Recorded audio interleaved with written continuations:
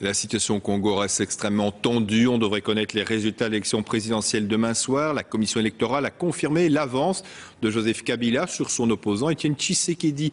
Les supporters de celui-ci ont manifesté plutôt violemment tout à l'heure à Bruxelles. Le reportage de Philippe Lamère. Début d'après-midi, les autopompes sont rentrées en action pour disperser quelques 200 sympathisants du candidat Étienne Tshisekedi. Une manifestation non autorisée mais tolérée par la police.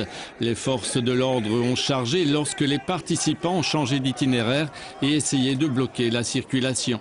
Il y a eu des heurts, 3 blessés, dont un policier, et des déprédations.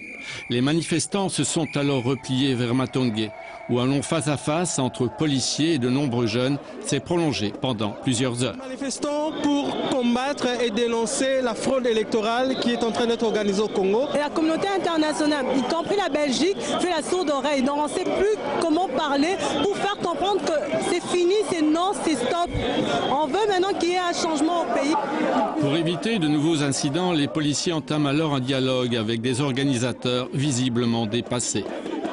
Et finalement, vers 18 h, les forces de l'ordre décident de dégager la porte de Namur.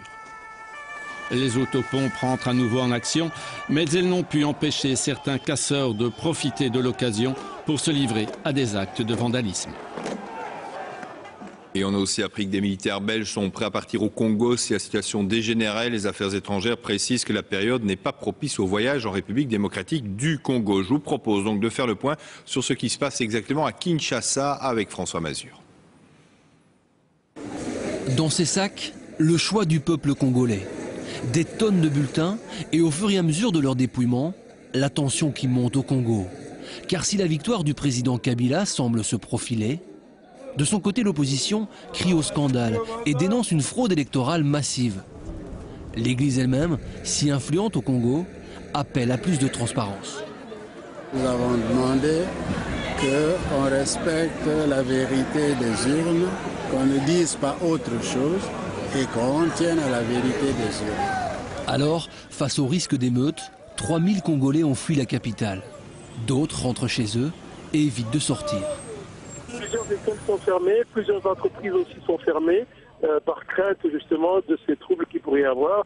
Quand on dit troubles à Kinshasa, généralement ça s'accompagne avec des pillages et alors la plupart des gens préfèrent fermer, se mettre à l'abri.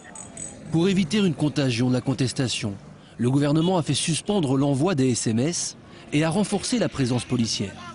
Les résultats définitifs des élections devraient être connus cette nuit.